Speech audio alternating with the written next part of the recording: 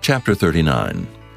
And Joseph was brought down to Egypt, and Potiphar, an officer of Pharaoh, captain of the guard, an Egyptian, bought him of the hands of the Ishmaelites, which had brought him down thither.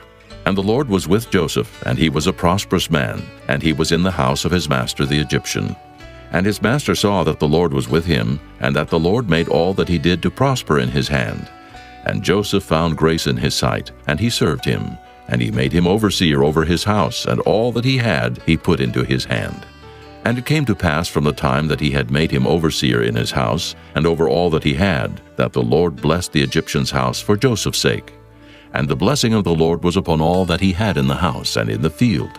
And he left all that he had in Joseph's hand, and he knew not aught he had, save the bread which he did eat. And Joseph was a goodly person, and well favored. And it came to pass after these things, that his master's wife cast her eyes upon Joseph, and she said, Lie with me.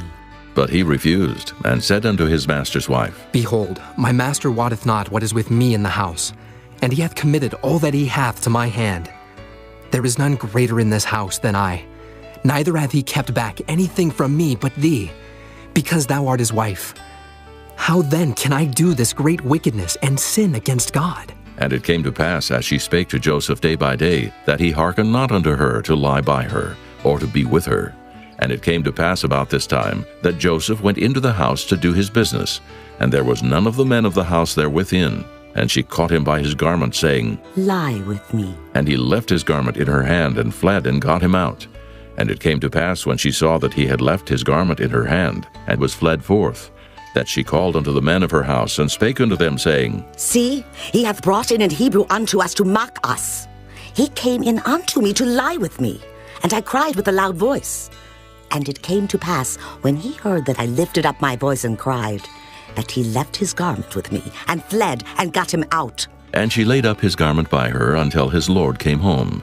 And she spake unto him according to these words, saying, The Hebrew servant which thou hast brought unto us came in unto me to mock me.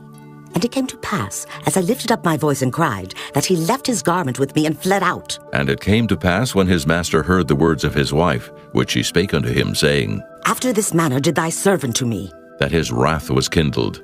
And Joseph's master took him, and put him into the prison, a place where the king's prisoners were bound, and he was there in the prison. But the Lord was with Joseph, and showed him mercy, and gave him favor in the sight of the keeper of the prison. And the keeper of the prison committed to Joseph's hand all the prisoners that were in the prison, and whatsoever they did there, he was the doer of it. The keeper of the prison looked not to anything that was under his hand, because the Lord was with him, and that which he did, the Lord made it to prosper.